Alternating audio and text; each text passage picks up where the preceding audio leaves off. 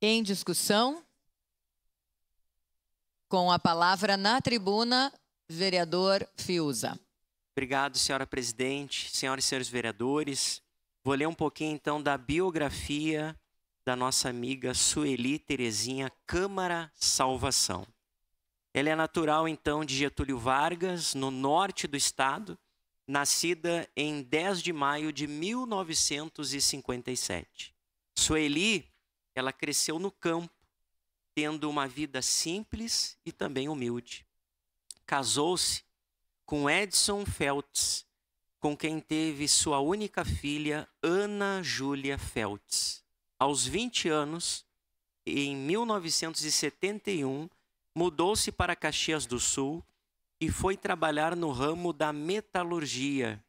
Anos depois, ela ficou viúva.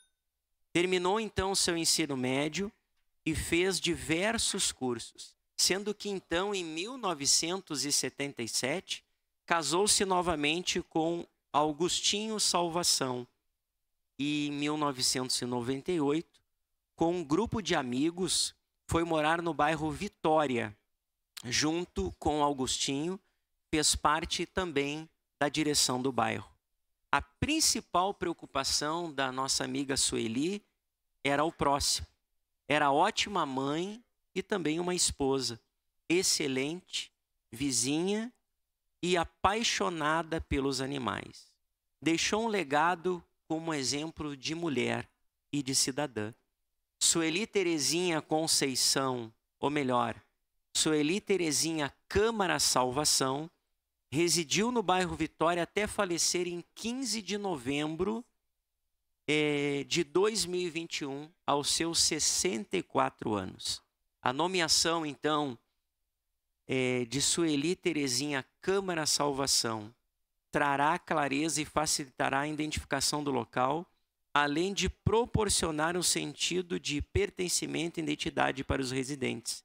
Escolher Sueli Terezinha Câmara Salvação para nomear a rua fortalece também a identidade cultural, resgatando a história e também promovendo com que aquela localidade possa ter a sua identificação. Então, senhoras e senhores vereadores, mais uma vez eu gostaria de pedir, com muita clareza, com muita humildade, que nós pudéssemos então votar favorável a essa denominação de rua, a essa grande amiga Sueli Terezinha Câmara Salvação. Era isso, senhora presidente. Muito obrigado. No momento oportuno estaremos votando favorável. Obrigada.